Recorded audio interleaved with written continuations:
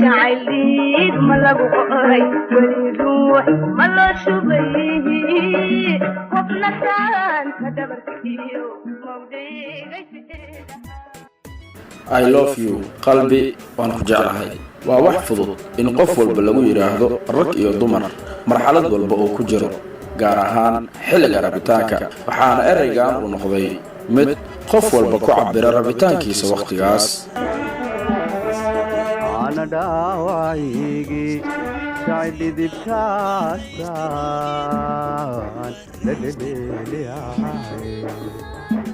laakiin waxay u baahan tahay karun sheegid sax ah qaraaxa tiyub wuxuu bilaabayaa barnaamij gaar ah oo looga hadlayo lamaanayaasha xilligan xiriir walba ay sameeyaan ka hor intaan isguursan fadlan like sar subscribe leh una share garay asxaabtaada barnaamijka waxaa idiin soo jeedin doona anigoo ah maxamuud abdulqaadir jamuuni laga yaab inaan ka mid ahay dadka aaminsan jacaylka inuu imaan karo marka la isguursado kadib adiguse warbixintaan hadda la socda waxaa laga yaabaa inaad aaminsan tahay jacaylka in la samayn karo inta aan la isguursan ka hor iyo marka la isguursado kadibba waxaa laga yaabaa inaad aniga raacsan tahay oo ah in jacaylka oo dhanba uu yimaado guurka kadib ku soo dhawo mawduuceena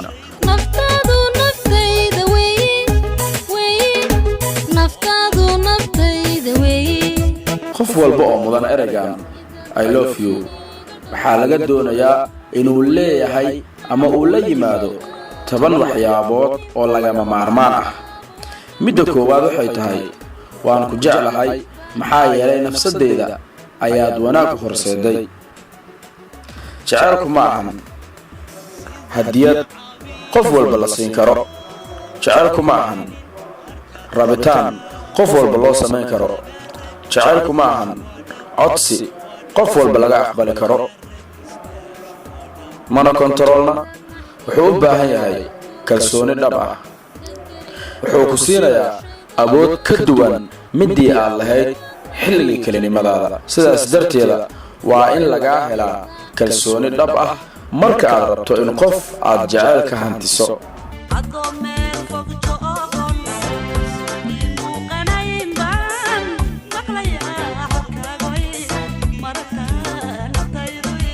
qodobka labaad waan ku jeclahay maxaa yeelay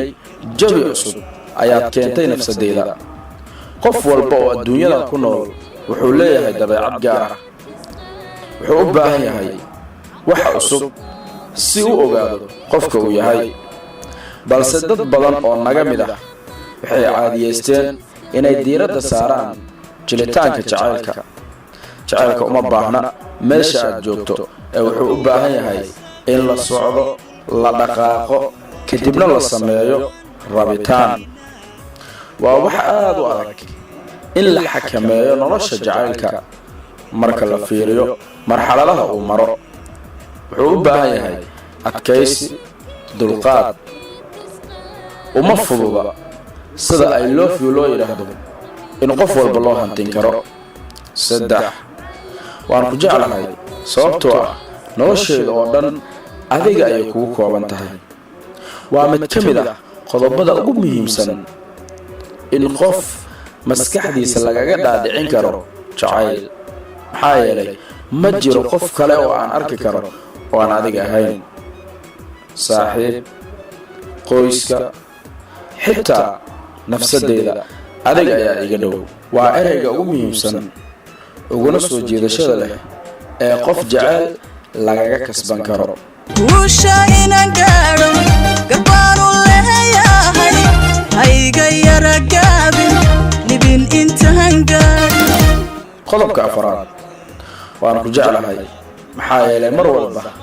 adiga ayaan kula hadlaa waa nooc ka mid ah waxyaabaha soo jiidashada leh ee qof nafsadiisa lagu hantin karo ma jiro qof kale oo aan la hadlo oo aan adiga ahayn maxaa yeelay I love you so much aad ayaan kuu jeclahay qodobka shanaad waan ku jeclahay maxaa yeelay mar walba waad i fahantaa waa shay aad muhiimsan isfahamku wuxuu meesha ka saarayaa labada qof inay isfahmaan shaki soo kala dhexgala labadaas qofood. qofka aad xiriirka jecel la samaynayso ma ahan hooyada, ma ahan walaasha ama saaxiibkaaga kugu qaalisanaa, ee waa lamaantaada mar walba kugu wehelisa nolosha, ama lamaanahaaga mar walba kugu weheliya nolosha. gabar yahay ama wiil yahow, waxaa muhiim ah haddii aad tahay qof samaynaya xiriir jecel inaad fahamto qofka kale. qodobka 6 waan ku jeclahay maxaa yeelay gaar ayaad ii noqotay. dunidan ma jirto cid kale oo aan ilaashado, ma jirto qof kale aan weheshado, ma jirto qof kale oo aan arko oo aan adiga ahayn. sidaas darteeda waxaan doonayaa inaad ii soo dhawaato. dunuuxiyo lafaawo dhaadhacay jacaylkii dunuuxiyo lafaawo dhaadhacay. 7 waan ku jeclahay maxaa yeelay dareen ayaad ii leedahay. nooc walba ayuu noqon karaa dareenkan, haddase wuxuu si gaara u taabanayaa dareenka qalbiga ee labada lamaane. haddii labada qofood aysan isku muujin dareen, mar walba lama heli karo jacayl dhab ah, balse way imaanaysaa kelimadda ah waan ku jeclahay, ilaan afka in laga yidhaahdo culays ma laha. 8 waan ku jeclahay maxaa yeelay waxaad i bartay in xiriirka jecel uu ii yahay shaqo gaar ah. xiriirka jecel ee la sameeyo wuxuu u baahan yahay waqti, wuxuu u baahan yahay fikir, wuxuu u baahan yahay in qofkan la ag joogo. sidaas darteeda wuxuu leeyahay waxaad i bartay xiriirka jecel inuu yahay shaqo aan ii gaar ah. 9 waan ku jeclahay maxaa yeelay waa magaca aad ila baxday I love you. magac kale iguma yeerto aan ahayn waan ku jeclahay. sidaas darteeda waxaan anna ku qasbanahay inaan ku jeclaado, ilaan magaceygii oo dhan waxaad ka dhigtay waan ku jeclahay. la'aanta nolol ma sheegto la'aanta nolol ma sheegto. kan ugu dambeeya ee 10 waan ku jeclahay maxaa yeelay ma aqaan la'aantaada sida aan ahay. waa waxa aad u weyn. laga yaab lamaankaaga markuu kaa maqan yahay, ama qofka aad jeceshahay, ama gabadha aad jeceshahay, ama wiilka aad jeceshahay marka uu kaa maqan yahay inaad tahay qof kale. marka aad heshaan aad farxad iyo reynreyn aad dareento. sidaas darteeda la'aantaada ma ogi sida aan ahay waan ku jeclahay. intaan iyo in ka badan ayaa laga yaabaa inay maskaxdaadu ay ka guuxayaan aad horay u aragtay, kuwana aad tijaabin doonto. fadlan qaybta faallada ee commentiga noogu reeb wax walba oo talooyin ah kuna saabsan xubintaan aan ugu talagalnay lamaanayaasha xiriirka jecel sameynaya ka hor inta aysan isguursan.